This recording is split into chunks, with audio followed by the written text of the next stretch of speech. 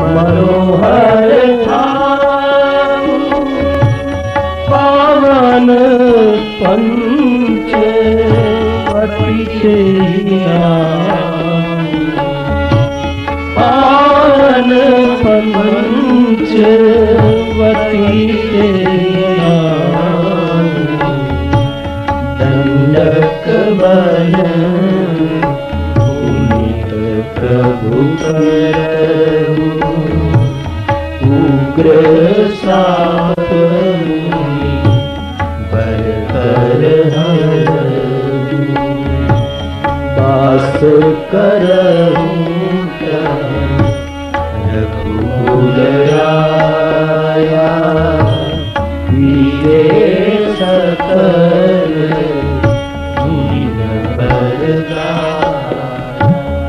महाराज, पावन और सुंदर स्थान है पंचवटी।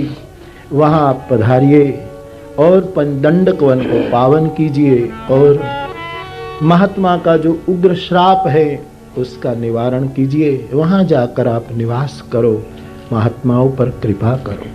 वैसे तो आप हर जगह हैं, फिर भी सगुण लीला में विग्रह धारण करके आए हैं, तो आप पंचवटी में पधारे। पूरे प्रसंग का एक केंद्रवर्ती विचार है कि कैसे भी प्रभु निर्गुण से सगुण बनकर हमारे जीवन की पंचवटी में निवास करे, ताकि अंतःकरण की नितांत विशुद्धि हो।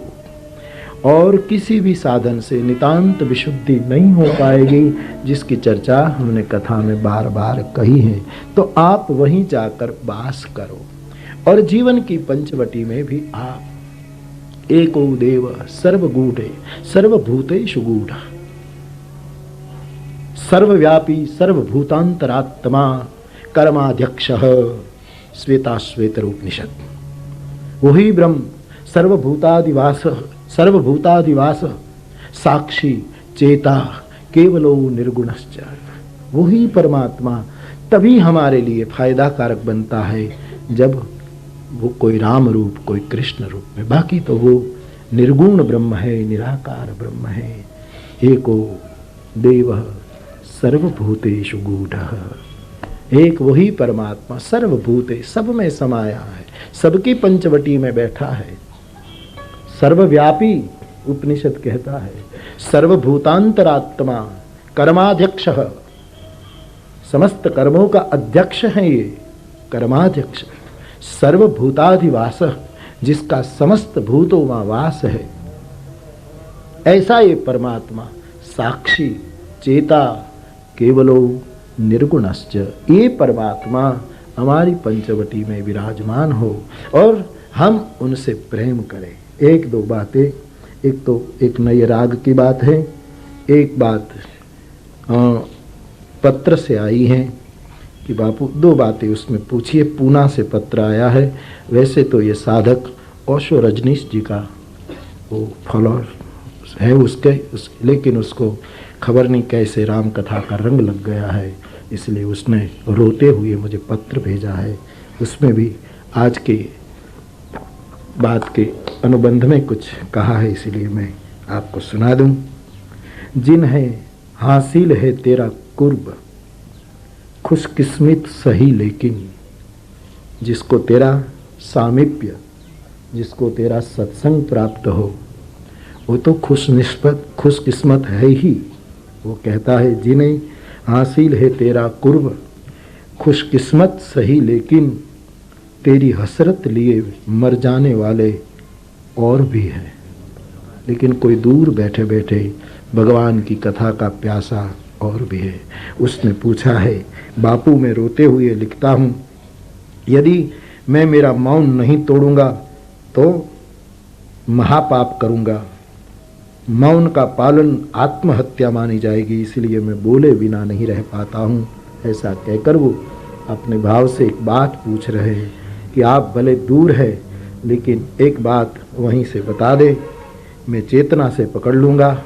उसकी वो देखिए, उसका भाव देखिए, मैं चेतना से पकड़ लूँगा और वो बताएं कि जिस परम अस्तित्व की चर्चा राम कथा के माध्यम से हो रही है, उससे प्रेम कैसे हो। वो वहीं से सुन सकता है तो मैं यहां से सुना सकता हूं। बड़ी प्यारी बातें पूछी हैं कि प्रेम कैसे हो। मैं आपसे भी कहकर आज विदा लूं। समग्र ममता हरि से जुड़ जाए तभी प्रेम होता है। समग्र ममता टूट जाए तो ज्ञान होता है। समग्र ममता हरि से जुट जाए तो प्रेम होता है। सब कर ममता ताक बटो। समस्त ममता टूट जाए, मैं अरु मोर जो माया है ये सब मिट जाए तो ब्रह्म ज्ञान। लेकिन ये समस्त ममताएं जो हैं वो केवल एक ही श्री हरि के चरणों में लग जाए तो भगवत प्रेम। मैंने शायद बरसाने में ये निवेदन किया था कि प्रेम तप से नहीं मिलता है, प्रेम यज्ञ से नहीं मिलता है। यज्ञ तप से वातावरण शुद्ध होगा, तुम्हारे अंतःकरण की शुद्धि होगी। प्रेम ध्यान और समाधि से भी नहीं मिलता, इससे भी अंतःकरण की शुद्धि होगी। प्रेम एकमात्र मिलेगा समस्त कामना छोड़कर एक प्रियतम के प्रति ममता जोड़ने से। यही एकमात्र उपाय है प्रेम का। और इस परमात्मा के प्रति ममता करने से वो अपना लगेगा, और जब वो अपना लगेगा तब अपनों से प्रेम स्वाभाविक होता है। तुम्हारा शरीर रुग्ण है फिर भी तुम्हारा है इसलिए तुमको प्रिय है। रुग्ण है, बीमार है, फिर भी ये शरीर तुम्हारा है इसलिए प्रिय लगता है। तुम्हारा बेटा काना है, लंगड़ा है, अपंग है, विकलांग है, कुष्ठ रोगी है, लेकिन तुम्हारा है इसलिए प्रिय लगता है। तुम्हारा घर जीर्ण शीर्ण है लेकिन झोंपड़ी है, लेकिन तुम्हारा है तो प्रिय लगता है। वैसे सभी ममता उनके प्रति लग जाती है तब वो अपना लगता है और तभी प्रेम का भाव प्रकट हो जाता है। तो ऐसे प्रभु का निर्गुण से तो प्रेम हो ही नहीं सकता। वो तो सर्वभूताधिवास साक्षी चेता केवलो, उपनिषद कहते केवलो निर्गुणश्च, बिल्कुल विकार रहित, बिल्कुल सत्वादि गुणों से मुक्त, केवलो निर्गुणश्च। वहां कैसे प्रेम करे, वहां कैसे चंदन करे, वहां कैसे प्रणाम करे।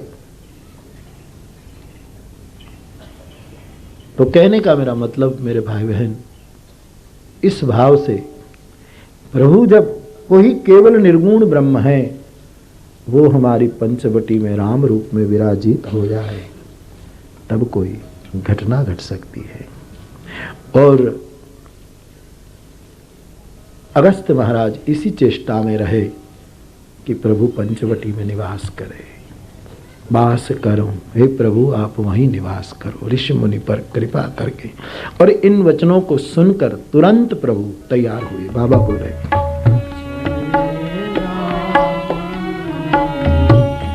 आय सुपाई चले राम, आय सुपाई तुरत ही पंच वटी आई, तुरत ही पंच वटी आई। तुरंत प्रभु चल पड़े। चले राम मुनि आए, उपसंहार है। हर्षि चले कुंभज ऋषि पास, चले राम मुनि आय सुपाई, गीधराज से भेंट रही बहुविधि प्रीति, गोदावरी निकट प्रभु परन गृह छाए। तुरंत यात्रा का आरंभ कर लिया ठाकुर ने। रास्ते में गीधराज जटायु से भेंट हो गई।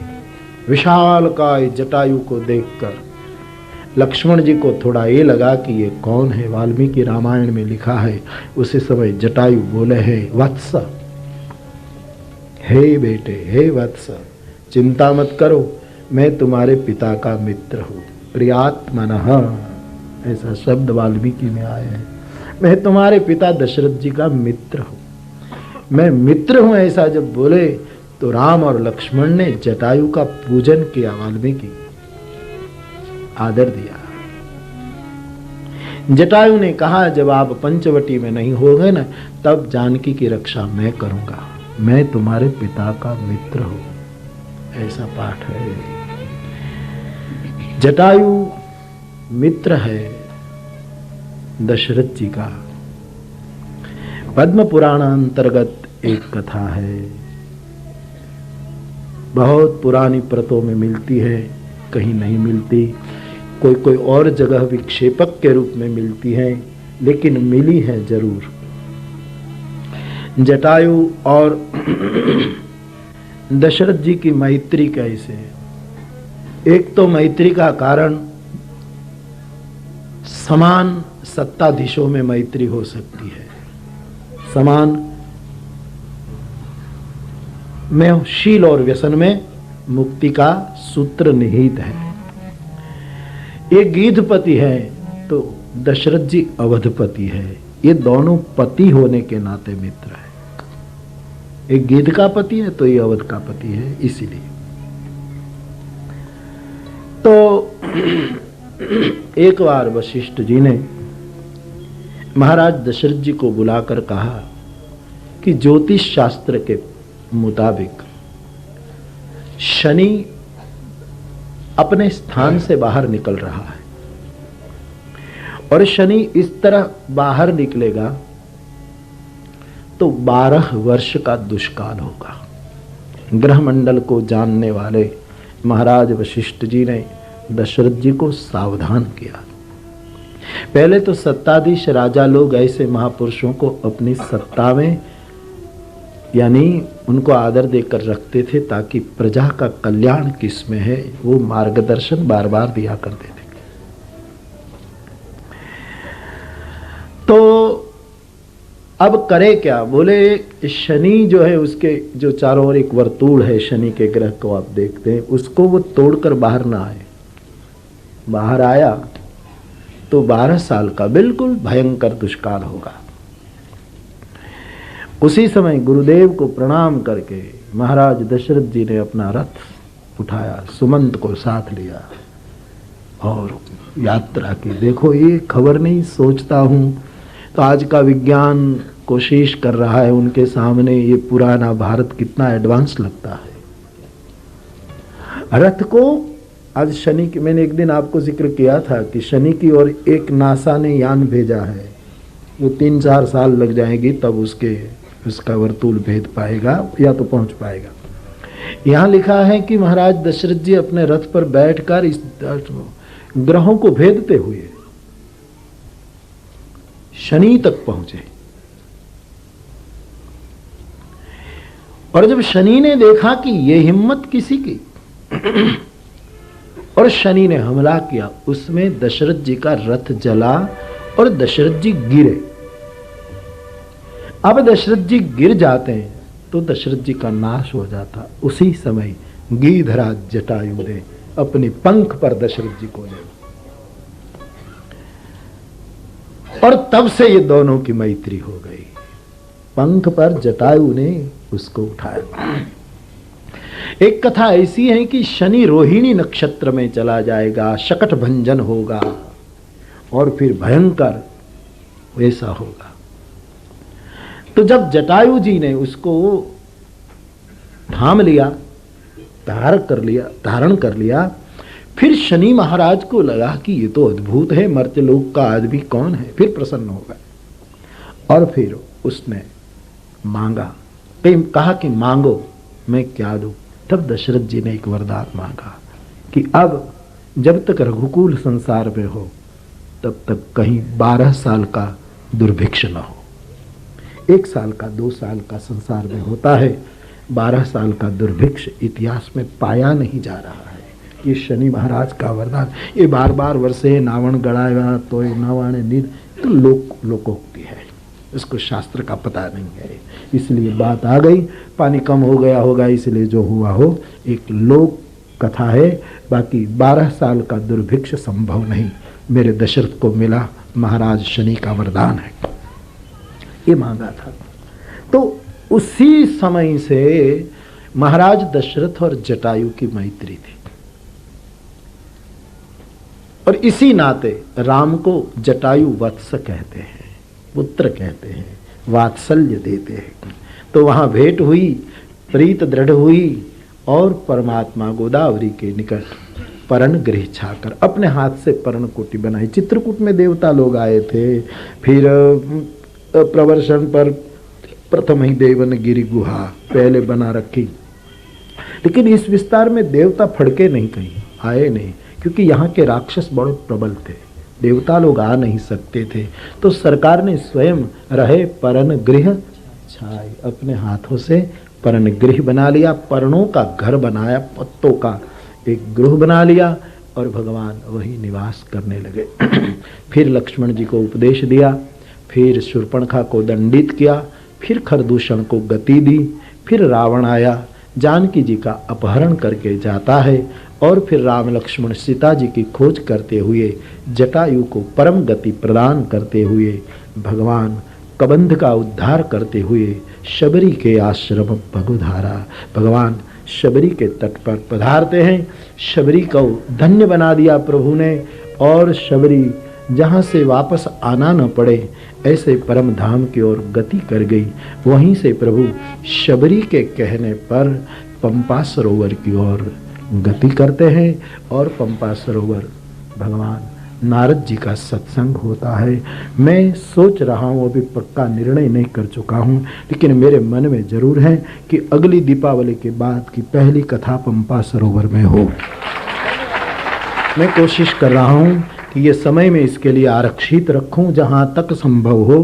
कोई संजोग में परिवर्तन करना पड़े तो फिर दूसरे कोई महीने में, लेकिन जहाँ तक मेरा मन है, तो यदि आज इस कथा पहले नई साल में यहाँ है, तो अगले साल ये प्रभु अगस्त सत्संग है, तो ये नारद और राम के मिलन और आदि आदि चर्चा जो है, शायद वहीं भगवान ने चाहा तो हो सकता है, जो प्रभु की इच्छा। तो भगवान वहाँ पंपा सरोवर पधारे, वहीं से फिर प्रभु ऋष्यमुख पर्वत की ओर जाते हैं। वहाँ सुग्रीव से प्रभु की मैत्री होती है हनुमान जी महाराज के द्वारा। हनुमान जी का चरित्र वहीं से शुरू होता है। एक बार जय जयकार बोलिए हनुमान जी महाराज की।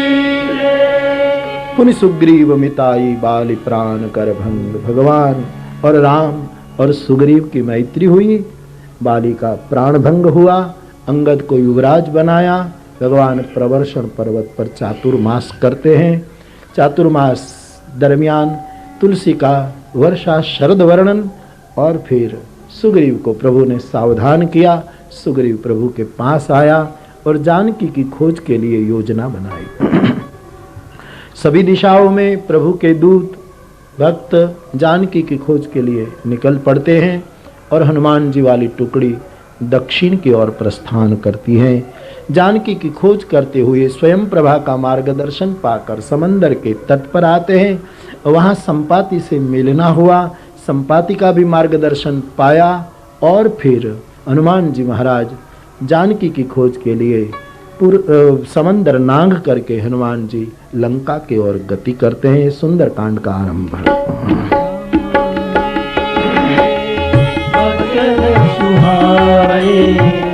सुनि हनुमान अब लगी मोरी पर तुम भाई, सही दुख पंग मूल पर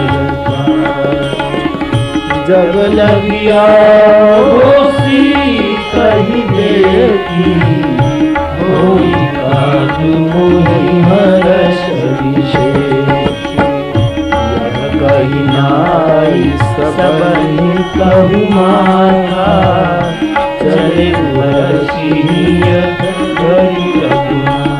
श्री हनुमान जी महाराज लंका में जाते हैं, विभीषण का मार्गदर्शन पाते हैं, माँ जानकी को मुद्रिका देते हैं और माँ का आशीर्वाद प्राप्त करते हैं। बाग को उजाड़ा, मधुर फल खाए, लंका दहन किया, चूड़ामणि लेकर हनुमान जी वापस लौटे और निर्णय प्रभु की सेना में लिया गया कि अब विलंब न करे, हम समंदर के तट पर पहुंचे।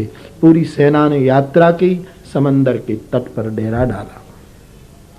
3 दिन प्रभु समुद्र के पास उपवास करने के लिए बैठ जाते हैं। बीच में शुकों की कथा, विभीषण बीच में आया, प्रभु विभीषण की राय लेकर 3 दिन का अनशन, बीच में शुकों की कथा। फिर समुद्र पर प्रभु ने अपना बाण चढ़ाया। समंदर ने प्रभु को कहा, महाराज आप बाण मारोगे तो मैं जल जाऊंगा, अनगणित जलचर जंतुओं का नाश होगा। मैं आपको मेरी जड़ता के कारण में बोला नहीं, क्षमा करे, लेकिन अब आप सेतु बनाएं। सेतुबंध का प्रस्ताव प्रभु को स्वीकार्य लगा और समुद्र की बात स्वीकार की गई। समुद्र अपने स्थान में सुंदरकांड विराम लेता है और लंका कांड के आरंभ में सेतुबंध निर्माण हुआ।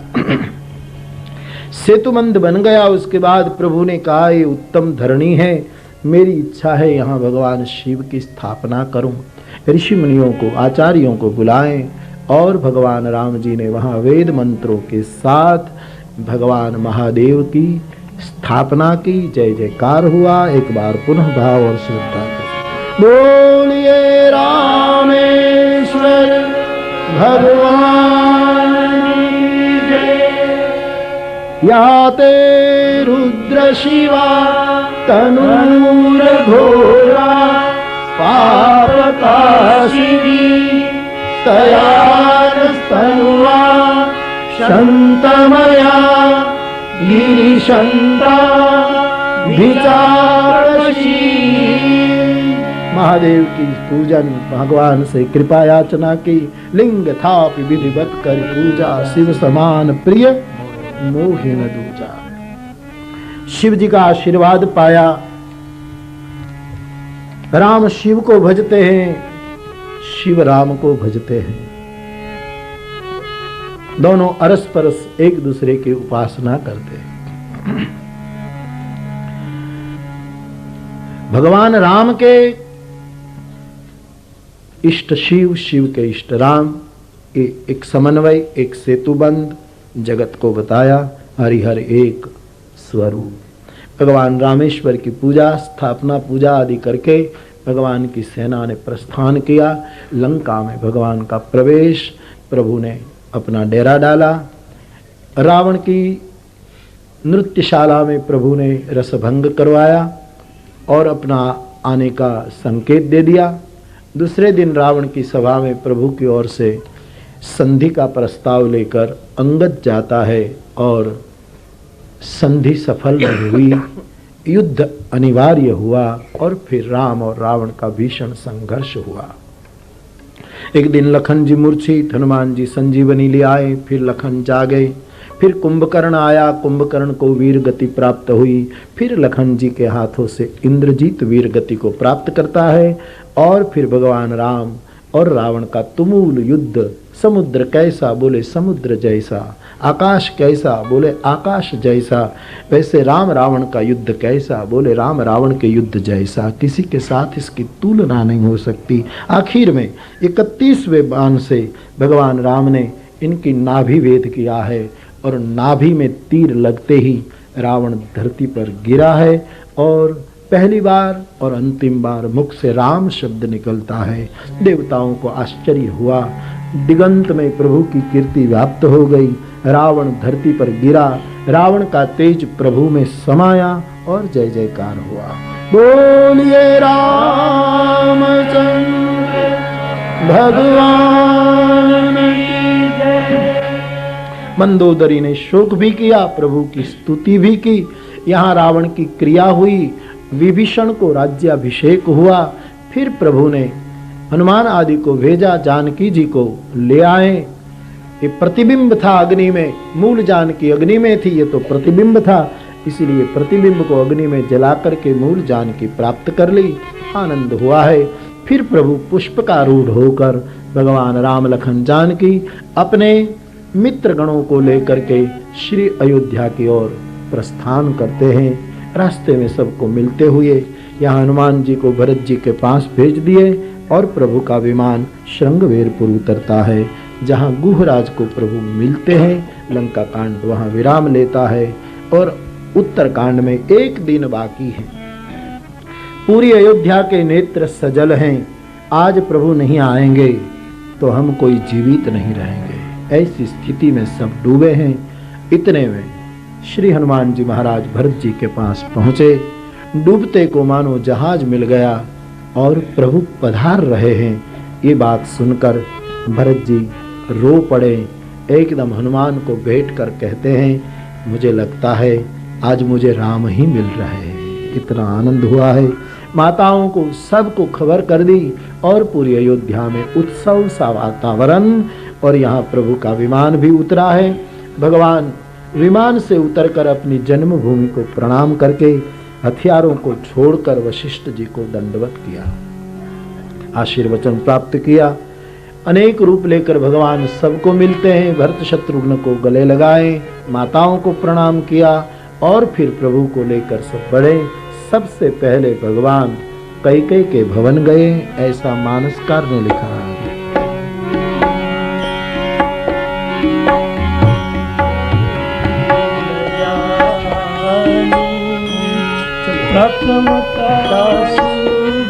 है गए भवानी प्रभु जानी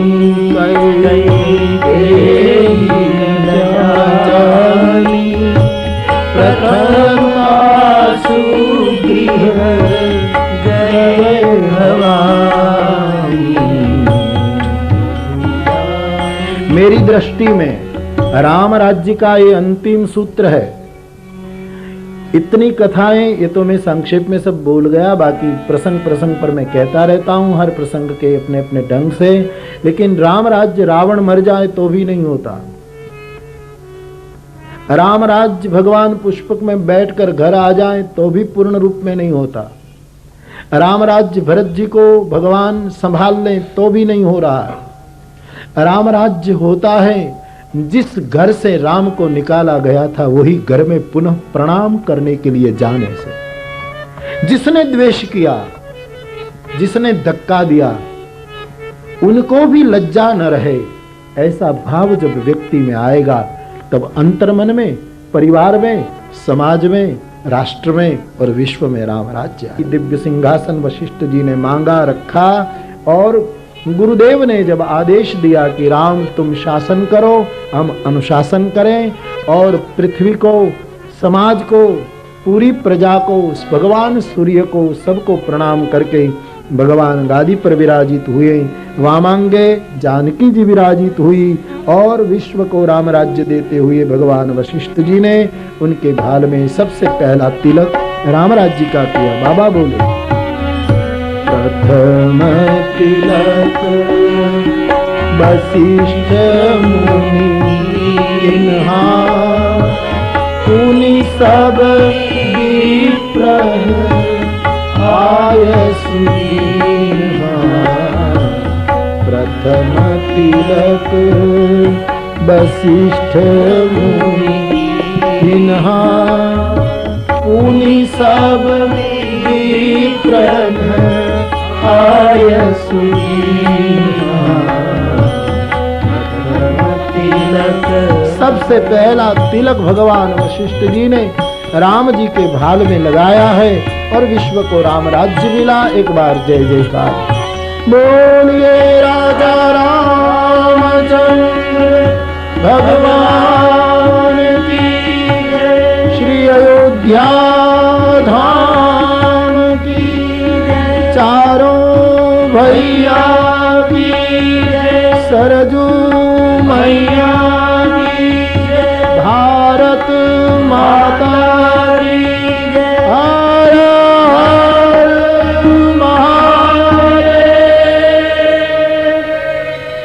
पहला तिलक भगवान के बाल में गुरुदेव ने किया है। पुत्रों को इस स्थिति में देख करके माताएं हर्षित हुई और माताओं ने प्रभु की आरती उतारी। चारों वेद पधारे स्तुति करने के लिए। भगवान की स्तुति करके वेद ब्रह्म भवन गए। अवसर पाकर भगवान शंकर पधारे और शिव जी ने भगवान की स्तुति करके बार बार बर मांगऊं हर्ष देहु श्री रंग पद सरोज अनपाइने भगति सदा सत्संग। यही वरदान शिव जी ने मांगा। शिव विदा हो गए। दिव्य राम राज्य की स्थापना हुई। 6 मास बीते। फिर मित्रों को प्रभु ने विदा दी। एक हनुमान जी को रखे, बाकी सबको विदाई दी। दिव्य राम राज्य का वर्णन हुआ। समय मर्यादा पूरी होते जानकी जी ने 2 पुत्रों को जन्म दिया। उसी तरह तीनों भाइयों के घर भी 2-2 पुत्र प्रकट हुए। रघुवंश के वारसदार की केवल नाम घोषणा करके गोस्वामी जी ने कथा वस्तु पर वो विराम कर दिया। फिर काकभूषुंडी जी का चरित्र रामचरितमानस में, और अंत में गरुड़ जी के 7 प्रश्न, और ये 7 प्रश्नों के जवाब में बड़े अद्भुत चर्चा काकभूषुंडी जी ने मानस में की है। यहाँ भगवान शंकर ने कहा कि काकभूषुंडी जी ने गरुड़ के सामने पूरी कथा सुना दी। याज्ञवल्क्य ने पूरा किया कि नहीं खबर नहीं। शिव जी पार्वती के सामने अब पूरा कर रहे हैं। देवी मैंने आपको राम कथा सुनाई, अब कुछ सुनना है।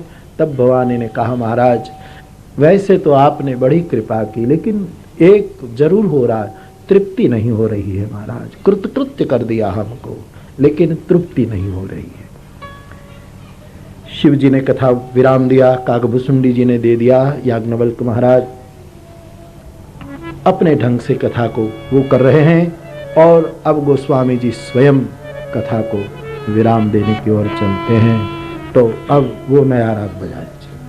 एक और नया राग बनाया है हमारे गांधर्व जी ने, कावेरी नामक राग, जो मैंने मांग की थी। एक तो अभी अभी जो दरबारी मालकौंश और भैरवी का समन्वय करके लगाया, लेकिन एक बड़ा और राग निर्मित किया है कावेरी नामक। कावेरी में पहला का लगता है, इसलिए कालिंगड़ो लिया। वे में वैराग लगता है, इसलिए वैरागी राग लिया, उसमें से वह लिया, और भैरवी का अंतिम वी लिया, और ऐसा करके कावेरी राग बनाया है, जिसमें कालिंगड़ो, बैरागी और भैरवी तीनों का मिश्रण किया है। हम सब सुने।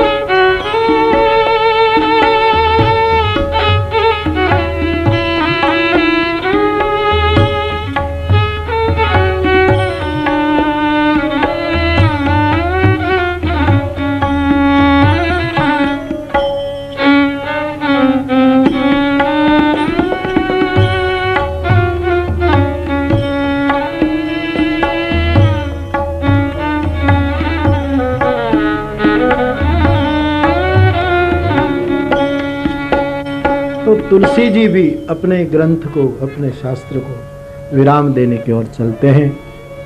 गोस्वामी जी ने कहा कि उमा और शंभु का जो संवाद है मैंने आपके सामने रखा। सुख संपादन है, विषाद का शमन करने वाला है, प्रसाद को वितरित करता है। ये कलयुग है, इसमें और कुछ क्या हो पाएगा। राम ही सुमिरिय गाय राम ही संतत सुनिय राम गुण गावै। राम को स्मरो, राम को गाओ, राम के चरित्र को सुनो, एकमात्र उपाय है। मानसकार कहते हैं राम भजने से किसको गति नहीं मिली? बड़े बड़े पापी, बड़े बड़े पापात्मा केवल राम भजने से गति पा गए। पाइन के ही गति पतित पावन, राम भज सुन सठ मना। गनिका, अजामिल, गीत, व्याध, गज आदि सबको केवल राम नाम से हरि की प्राप्ति हुई है। तो राम भजो, ऐसा आग्रह बाबा का। रामचरितमानस में से कुछ चौपाइयां कोई हृदयस्थ कर लेगा तो धन्य होगा। रघुवंश भूषण का ये चरित्र जो गाएगा, सुनेगा, कहेगा, वो भी धन्य होगा। तुलसी के राम सुंदर है, तुलसी के राम सुजान है, तुलसी के राम करुणा निधान है, तुलसी के राम का अनाथ पर बहुत प्रेम है। ऐसा एक ये 4 लक्षण जिसके पास हो उसका हर विधान मंगल होता। जो जीवन में सुजान है, सुजान का बिल्कुल सामान्य अर्थ करो तो समझदार, सुजान है, सुजान के साथ सुंदर भी है, सुंदर भी है, तन मन सुंदर है। तीसरा करुणा निधान है, सुंदर सुजान कृपा निधान, अनाथ पर कर प्रीति। अनाथों के प्रति जिसको हृदय में करुणा है, प्रेम है, प्रीत है, दया से भरा हुआ है। अष्टावक्र भी कहते हैं दया रखो, दया का अनुसरण करो। राम है दया निधान, करुणा निधान।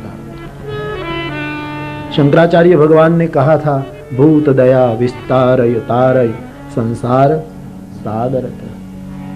हमारे लिए सभी विधान मंगलमय हो, हमारे सभी विधान मंगलमय हो, हम सभी विधान को मंगलमय प्राप्त करें।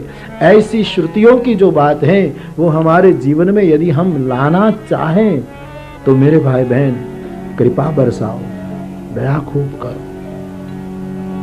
मैं एक बात कहा करता हूं ना कि एक बच्चा रो रहा था, उसको बिल्ली का बच्चा बहुत प्रिय, उसकी एक पाली हुई बिल्ली थी, बहुत प्रिय थी। स्कूल जाता तो बिल्ली को हल्लो कहकर जाता, आकर के हाय करता था, बिल्ली को गोद में बिठाता, दूध पिलाता, इतनी प्रिय बिल्ली थी कि मत पूछो। एक दिन बिल्ली को कुछ हो गया और गिर पड़ी, तो वो रोने लगा, पिताजी ये मेरी फ्रेंड है, ये उसको कुछ हो जाएगा।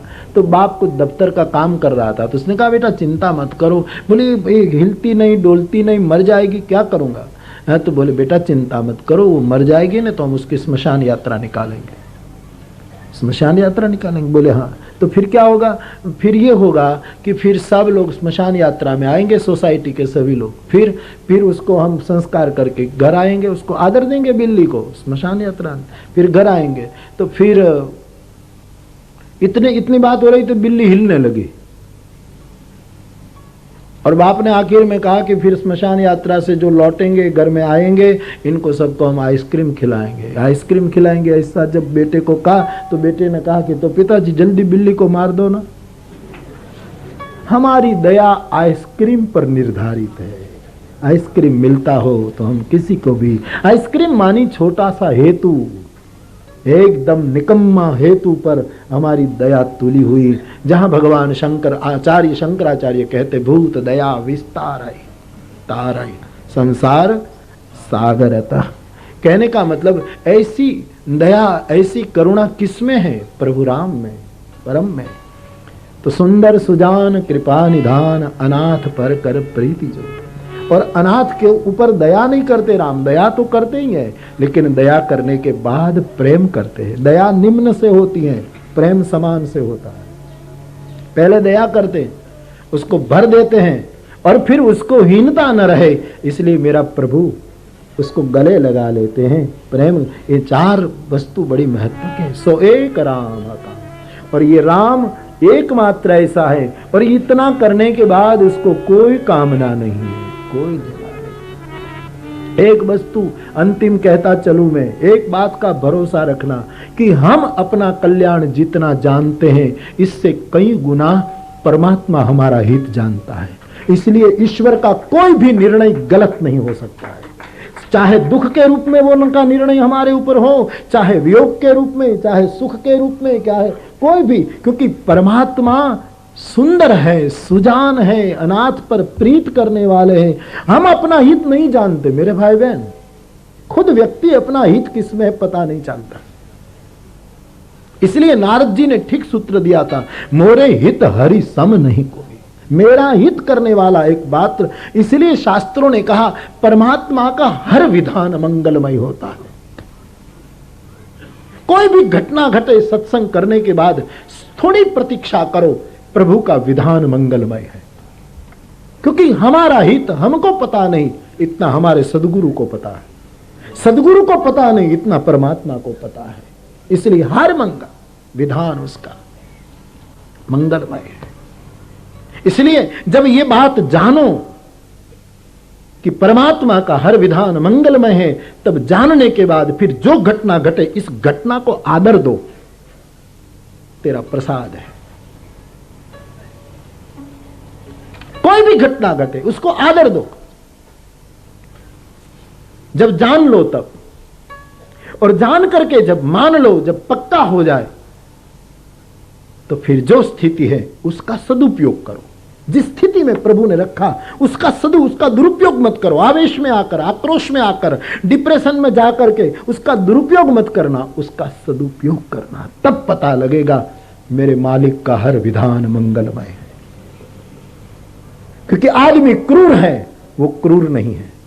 हम फरे भी हैं, वो ईमानदार है।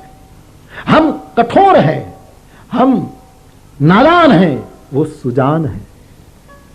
हम में क्रूरता है, उनमें कृपा है। हम अपना हित भी नहीं देख पा रहे, वो पूरे समग्र जगत का कल्याण करता है।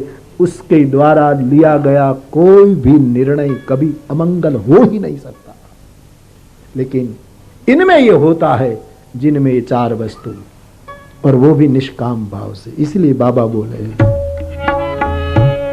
सुंदर सुजान कृपा निधान अनाथ पर करती एक राम अकाम निर्वाण प्रद समान जाकी कृपा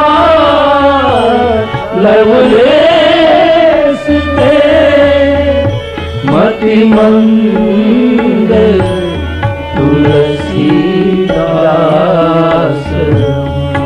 आयो परम विश्राम राम समान प्रभु समान प्रभु।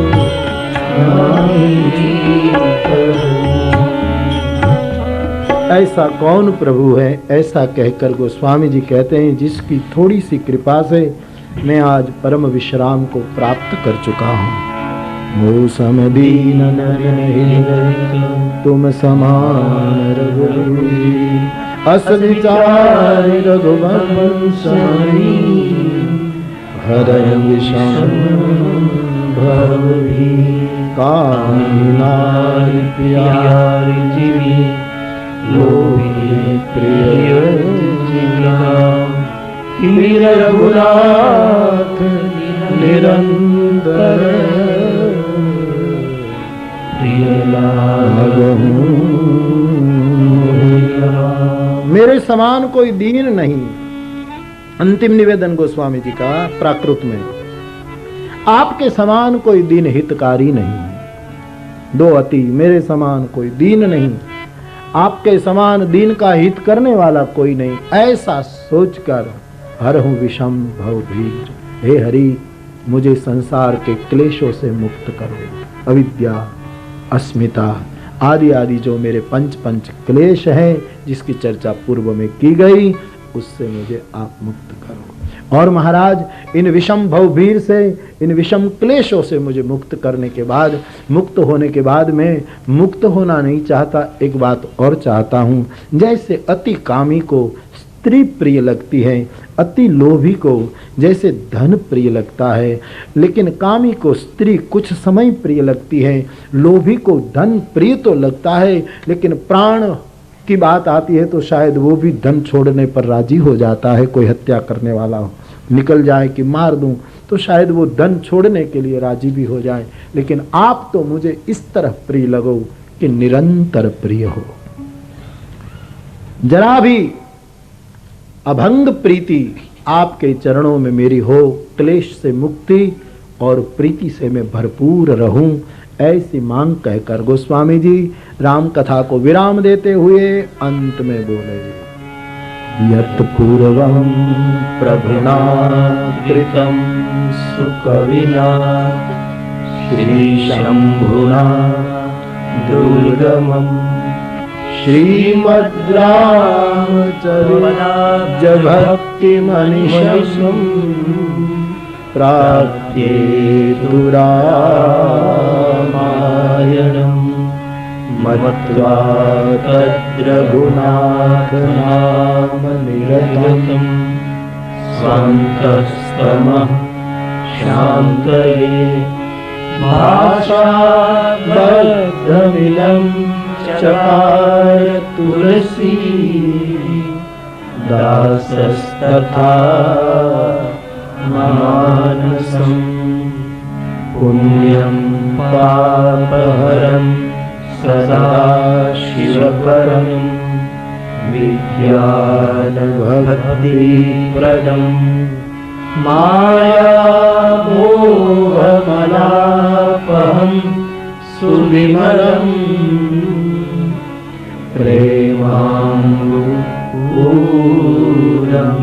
शुभम् श्रीमद् रामचरितमानसवीरम् भक्त्यावगाहन्ति ते संसार पतंग घोर किरणे दहयन्ति नो मानवा। इति श्रीमद् रामचरितमानसे सकलकलकलेश विध्वंसने विमल वैराग्य संपादनो नाम सप्तमः सोपान उत्तरकांड समाप्त। श्री सीताराम चंद्रार्पणमस्तु। तो उत्तरकांड को स्वामी जी ने पूरा किया। चारों आचार्यों ने अपनी वाणी को अपने अपने ढंग से विराम दे दिया। आज 9वां दिन भगवान श्रीरंग की आशीर्वादक छाया में और माँ कावेरी के तट पर हम और आप मिलकर के 9 दिन सत्संग कर रहे थे, जीवन दर्शन कर रहे थे। उसको मेरी व्यास गादी भी अब विराम देने की ओर अग्रसर हैं। तब जो कहना था, जो स्मरण में आया, जो प्रवाह चला, व्यास गादी मुखर बनी और आपके सामने व्यास गादी ने जो कहना कह दिया। अब कुछ कहना नहीं है, इतना ही कहकर विदा ले रहा हूं कि 9 दिन तक जो सूत्रात्मक बातें हुई हैं कथा के प्रसंग के माध्यम से, इनमें से आपके हृदय तक कोई बात पहुंची हो और कोई भी बात 3 प्रकार से मानी जाती है। इनमें से किसी भी प्रकार से कोई बात को आपने आत्मसात किया हो तो मुझे लगता है आपकी ये तपस्या सार्थक मानी जाएगी। प्रत्यक्षा अनुमान आगमाः प्रमाणानि पतंजलि योग सूत्र। प्रत्यक्ष, अनुमान और आगम किसी भी बात घटी की नहीं, आत्मसात हुई कि नहीं, हमारे मन तक पहुंची कि नहीं, उसके तीन ही प्रमाण माने जाते हैं। एक तो प्रत्यक्ष, दूसरा अनुमान, तीसरा आगम माने शास्त्रादि, तीनों से। तो आपके प्रत्यक्ष कथा चल रही थी, आप मेरे प्रत्यक्ष थे, आपके प्रत्यक्ष मैं था, अथवा तो यूं समझो कि हम सब कावेरी के प्रत्यक्ष थे, भगवान श्रीरंगम के प्रत्यक्ष थे। तो ये प्रत्यक्ष बात कहां तक पहुंची वो आप प्रमाण करके आपकी सम्यक समझ से निकाल सकते हैं कि कहां तक हमारे मन में बात उतरी। और प्रत्यक्ष उसको कहते हैं कि जिसमें कोई एजेंट न हो, जिसमें कोई वाया न हो। ये तो साहित्य में ये अर्थ ठीक नहीं है, शास्त्रीय अर्थ बेलग है। लोग कहते हैं हमने उसको प्रत्यक्ष मिला, ने प्रत्यक्ष देखा उसको, ये गलत नहीं, ये गलत है। प्रत्यक्ष का अर्थ हमने उसको देखा नहीं, उसमें तो वाया है, आंखों के द्वारा देखा, इसलिए वो वेदांत का प्रत्यक्ष नहीं है, जिसमें तुम्हारी आंख को भी दिखाने की जो चेतना प्रदान करता है, आंख भी बीच में न हो और देखा जाए, उसको प्रत्यक्ष प्रमाण माना जाता है। हमने कानों से सुना, प्रत्यक्ष, हम बैठे थे ने वहां, हमने अपने कानों से सुना, वो प्रत्यक्ष अनुभव नहीं है, क्योंकि वहां तुम्हारे कान एजेंट हुए हैं। तुम्हारे कान गलत भी सुना सकते हैं, तुम्हारी आंख गलत भी देख सकती है। इस इंद्रियों पर बहुत भरोसा मत करना, ठीक है आदर देना, संभालना, बाकी इंद्रिया ये बकरियां है, ये अब्बू खां की बकरी है, इन पर बहुत भरोसा मत करना। एक लेसन आता था हम उसको, बड़ी बड़ी बलवान है, कभी कभी शेर पर भी हमला करने पर तूल जाती हैं। बकरियां हैं या तो बंदरियां हैं, दोनों में से कभी कभी इसकी भी चर्चा करूंगा। ये इंद्रिया या तो बकरियां हैं या बंदरियां हैं, और मन मदारी है, उनको हिलाता रहता है, बहुत भरोसा मत करना। वही आंख कुछ गड़बड़ हो, दूसरे को दूसरा, तुम्हारी आंख में प्रेम होगा तो माइलस्टोन शिवलिंग लगेगा, वही आंख में प्रेम नहीं तो सोमनाथ का शिवलिंग तुम्हें काला पत्थर लगेगा, क्योंकि जो माध्यम एजेंट सही नहीं है। इंद्रिया पर बहुत बल मत देना। हमने प्रत्यक्ष देखा, उसको वेदांत प्रत्यक्ष नहीं कहता।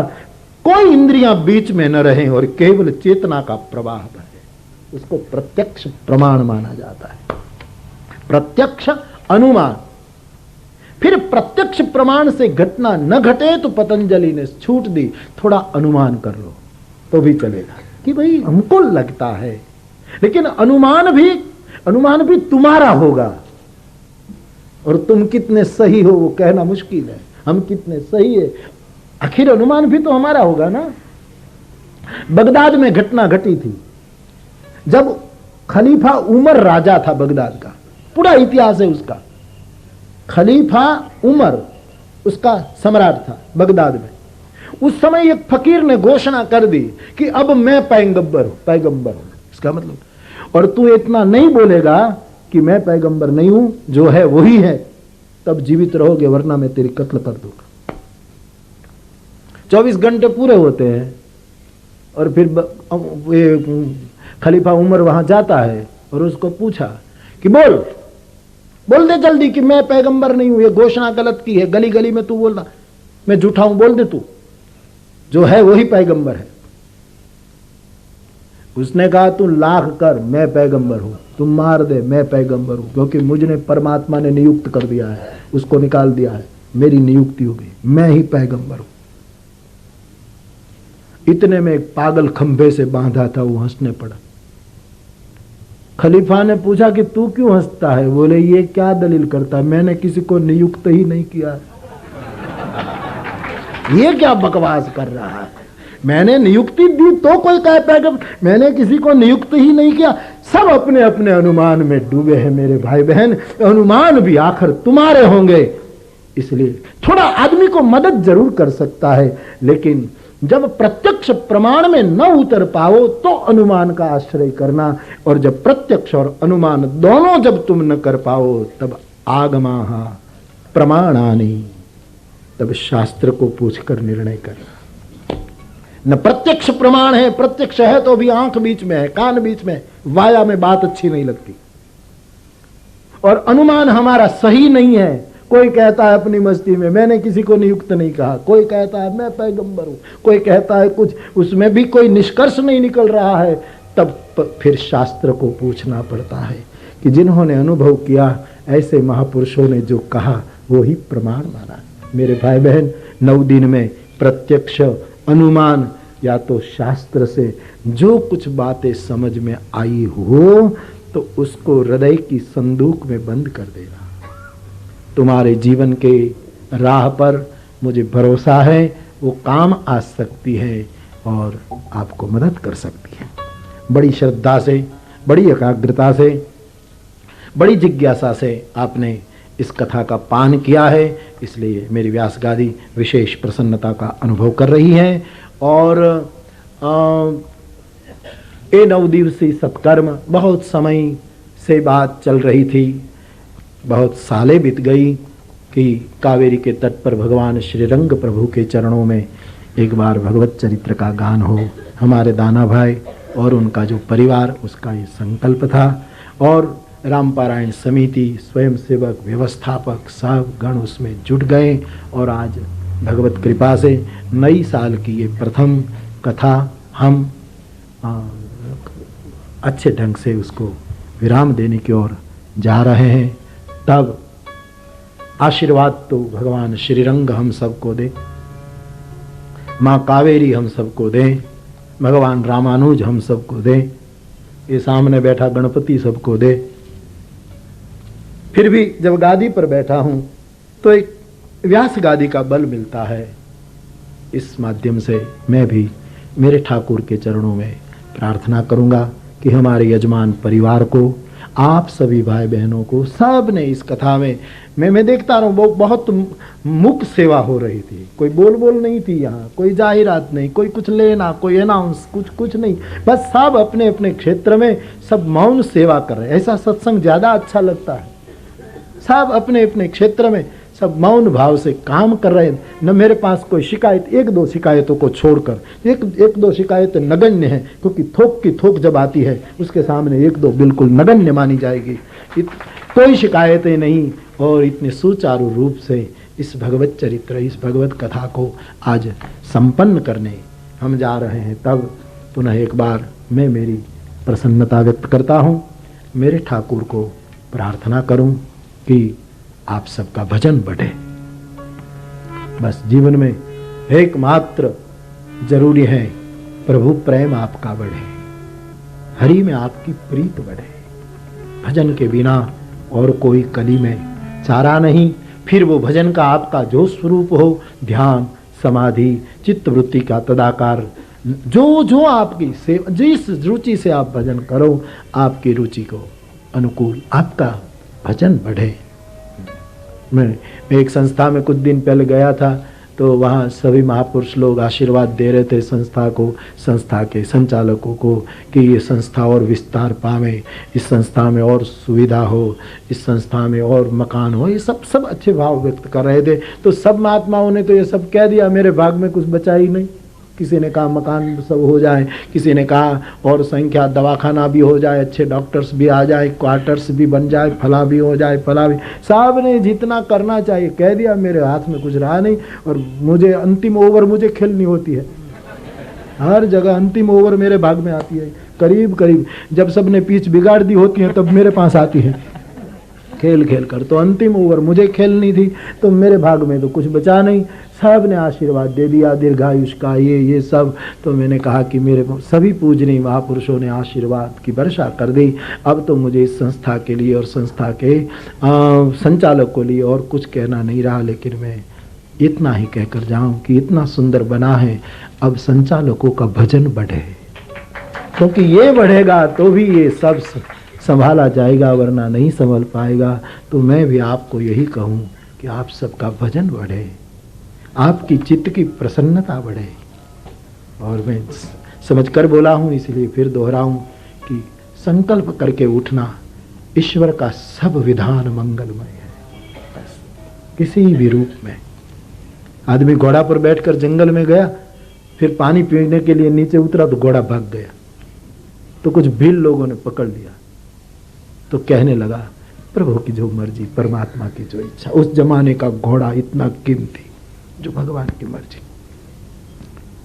पकड़ लिया, कहे भगवान की मर्जी, घोड़ा ले गया, भगवान की मर्जी। फिर उसको दया आ गई तो उसको पकड़ करके रात्रि में उनके घर को पहुंचा दिया। घर आया सुबह, सब परिवार वाले मिले, सबने पूछा क्या? बोले भगवान की मर्जी, जो हुआ हुआ। मैं चैन, प्रभु की कितनी कृपा, यहाँ पहुंचा दिया। कितनी हम जिस घर में रहते हैं, तुम रोज उसके इंजीनियर का उपकार मानो कि छत टूटती नहीं। हर जगह उपकार मानो। तुम बाजार में निकलो, ट्रक वालों का उपकार मानो कि तुमको हड़फट में न ली दो। हर जगह उनके मंगल विधान है। हर जगह तुम सोचो परमात्मा की उपस्थिति। व्यापारी ग्राहक का उपकार माने कि ये ग्राहक आया तो मेरा धंधा चला। ग्राहक व्यापारी का उपकार माने कि उसके पास चीज थी, मुझे जरूरत थी, भले कम दाम ज्यादा दाम में, लेकिन दाम में मुझे मिली। हर एक दूसरे से जुड़े हुए हैं मेरे भाई बहन। एको देव सर्व भूतेषु गूढ़, यहां सब एक दूसरे से संलग्न है मेरे भाई बहन। तो उसने कहा भगवान ने बड़ी कृपा की। और गांव लोग, उस समय तो घोड़े की महिमा थी और इतना कीमती घोड़ा चला गया, तो गांव लोग सब अफसोस करने आए। कहे नहीं, भगवान की जो इच्छा, जो अच्छा हुआ अच्छा हो। तो 3 दिन के बाद घोड़ा आ गया। तो सबने पूछा, बोले हाँ वो भी भगवान की इच्छा। तो 3 दिन के बाद घोड़ा आया। चौथे दिन उनका जुआन बेटा घोड़े पर बैठ कर गया तो गिरा, टांग टूटी लड़के की। सब पूछने आया, अरे क्या होगा? बोले भगवान की इच्छा। बोले बेटे की टांग टूटी? बोले हाँ, सब विधान मंगलमय है मेरे हरि के। टांग टूटी, 1 महीना हुआ तो राज में एकदम लड़ाई आ गई। दूसरे मुल्क ने हमला कर दिया। इस मुल्क के राजा ने हुक्म कर दिया कि जितने जुआन हो लड़ाई में चलो।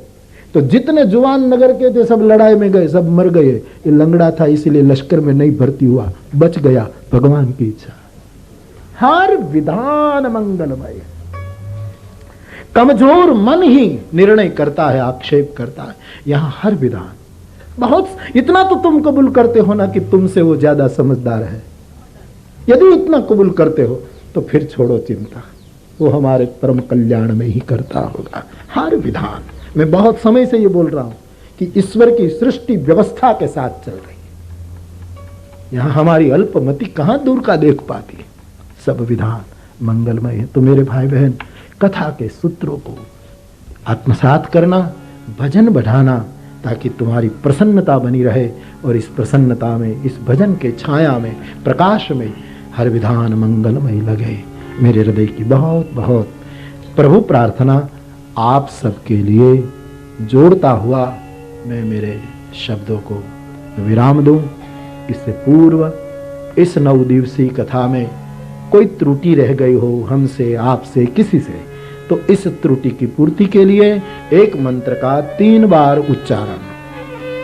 हरये नमः, हरये नमः, हरये नमः, हरये नमः, हरये नमः, हरये नमः।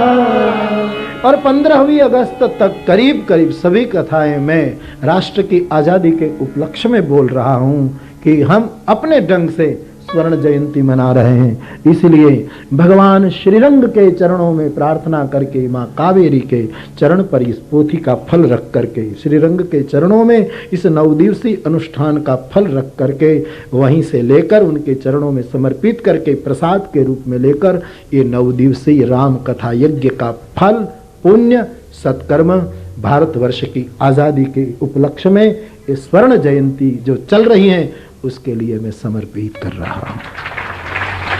वंदे मातरम, वंदे मातरम, वंदे मातरम। अब राष्ट्र में बहुत जरूरत है मातृदेवो भव, पितृदेवो भव, आचार्य देवो भव, अतिथि देवो भव, ये तो है, लेकिन अब जरूरत है राष्ट्र देवो भव। और इस भाव के साथ मैं इस कथा को विराम देने जा रहा हूं और कुछ कहना नहीं है। हनुमान जी को विदा दूं इससे पूर्व। राम नारायणं कृष्ण दामोदरं शिवा वासुदेवं हरि श्रीधरं माधवं श्रीगोपिकावल्लभं श्रीजानकीनायकं श्रीरामचन्द्रं भजे। कथा विसर्जन होत है सुनहु वीर हनुमान राम लक्ष्मण जानकी सदा करो कल्याण सिया वर रामचंद्र की जय। रघुवीर रामचंद्र की जय। पवन सुत हनुमान की जय। उमापति महादेव की जय। बोलो भाई सब संतन की हरि ओम। पूर्णमद पूर्णमिदं पूर्णात् पूर्णमुदच्यते पूर्णस्य पूर्णमादाय पूर्णमेवावशिष्यते।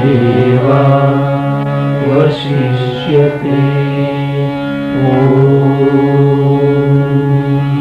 शांति शांति शांति।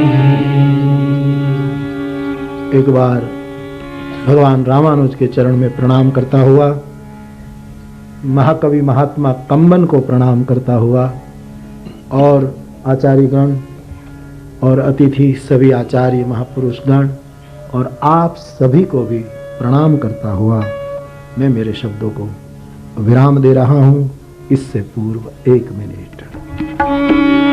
हरे कृष्णा हरे कृष्णा कृष्ण कृष्ण हरे हरे कृष्णा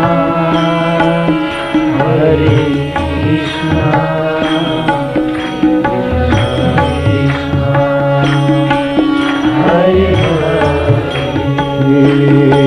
हरे राम हरे राम राम राम हरे हरे हरे राम हरे राम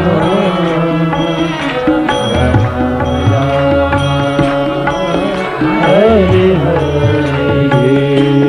हरे कृष्णा हरे कृष्णा कृष्ण कृष्ण हरे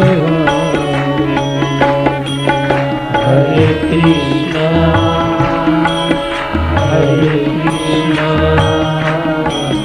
कृष्ण कृष्ण हरे हरे हरे राम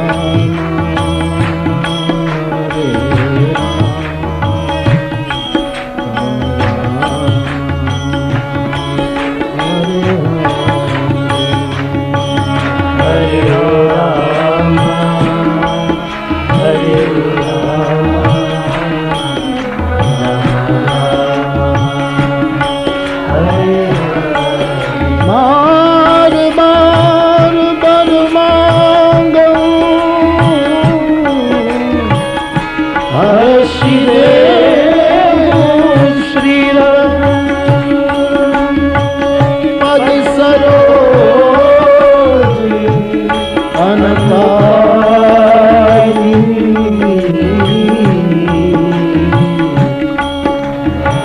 भगवती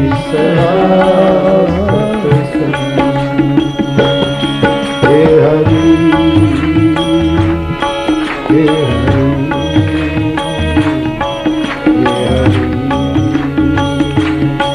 हरि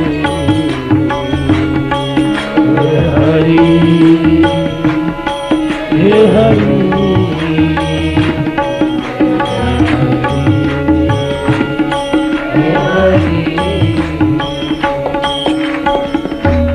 पवन तनय संकट हरण मंगल मूर्ति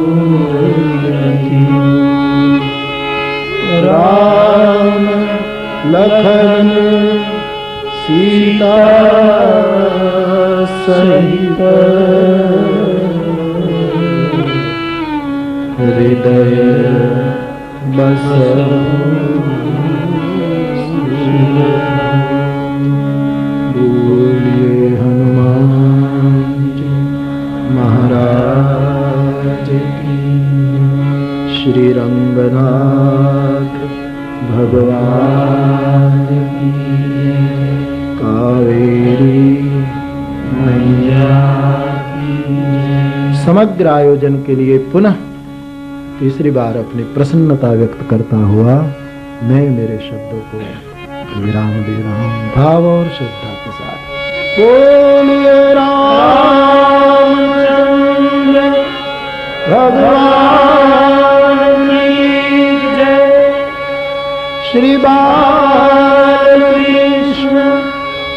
भगवान की जय। सद्गुरु भगवान की जय। ओ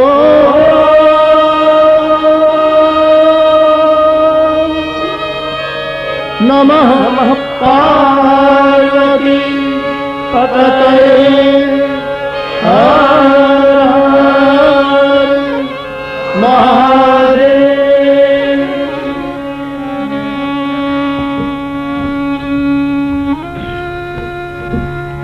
आरती श्री रामाय की कीरति कली ललित सिय की। आरती श्री रामाय की गावत ब्रह्मा दिक मुनि नारद वाल्मीक विज्ञान विशारद सुख सनकाई शेष हरि सारद पवन सुत कीरति की। आरती श्री रामाय की गावत वेद पुराण अष्टदश छौ शास्त्र सब ग्रंथन को रस मुनि जन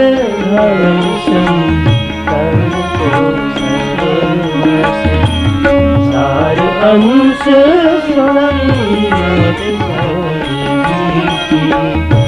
आरती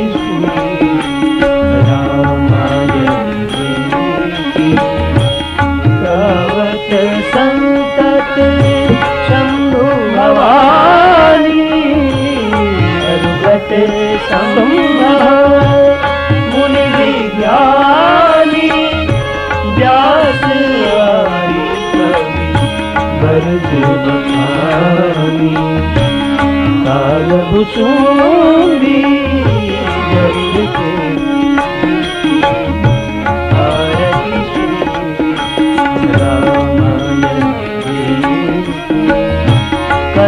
मलहारी विषरस फीकी सुभग सिंगार मुक्ति जुबती की दलन रोग भव भूरी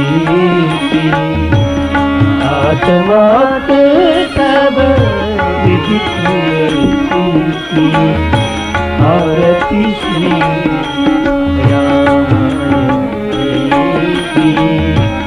कीरति कली ललित सिय की। आरती श्री रामायण जी की, रामायण जी की, रामायण जी की। सप्त प्राकार मध्ये सरसिज मुकुलोद्भासमाने विमाने कावेरी मध्यदेशे मृदुधर फणिराड्भोग पर्यंक भागे निद्रा मुद्राभिरामं कटिनिकटशिरः पार्श्वविन्यस्तहस्तं पद्माधात्रीकराभ्यां परिचितचरणं रंगराजं भजेऽहं कस्तूरी कलितोर्ध्वपुण्ड्रतिलकं कर्णान्तलोलेक्षणं मुग्धस्मेर मनोहराधरतरं मुक्ता किरीटोज्ज्वलं पश्यन्मानस पश्यतो हररुचः पर्याय पंकेरुहं श्रीरंगाधिपतेः कदानुवदनं सेवेय भूयोऽप्यहं श्रीराघवं दशरथात्मजमप्रमेयं सीतापतिं रघुपतिं रत्नदीपं आजानुबाहुमरविन्ददलाय दाक्षं रामं निशाचर विनाशकरं नमामि वैदेही सहितं सुरद्रुमतले हैमे महामण्टपे मध्ये पुष्पकमासने मणिमये वीरासने सुस्थितम्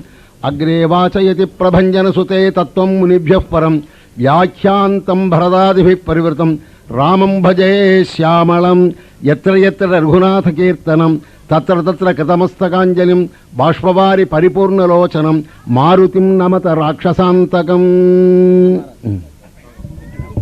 अब देखिए बिना शंख के शंख बज रहा है।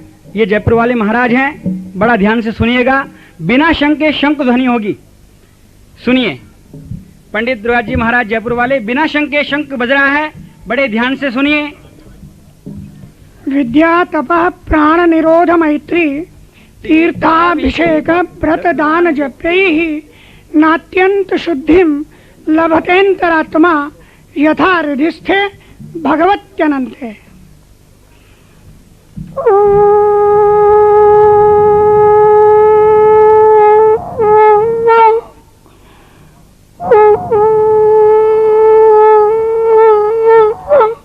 नमः पार्वती पदे हर हर हर।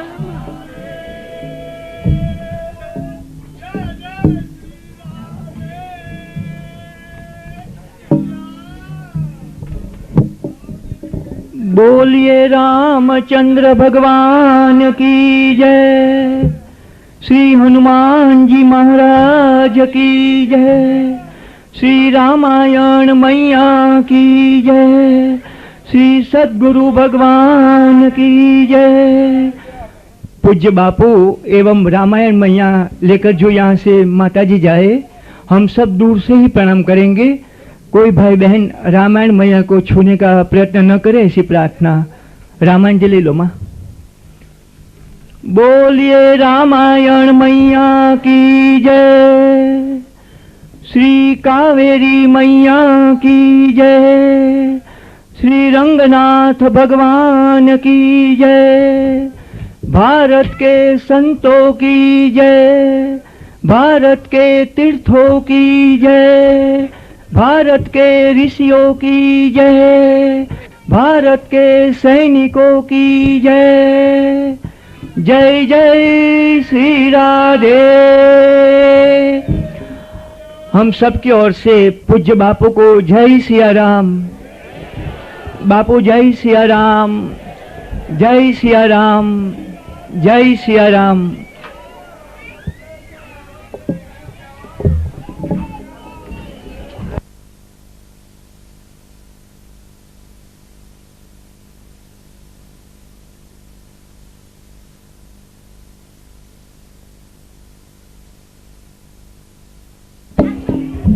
कृपया मंच पर कोई भाई बहन न पधारे, ऐसी प्रार्थना। आरती की थाली नीचे रखी है, यहाँ से ही आप आरती कर लो।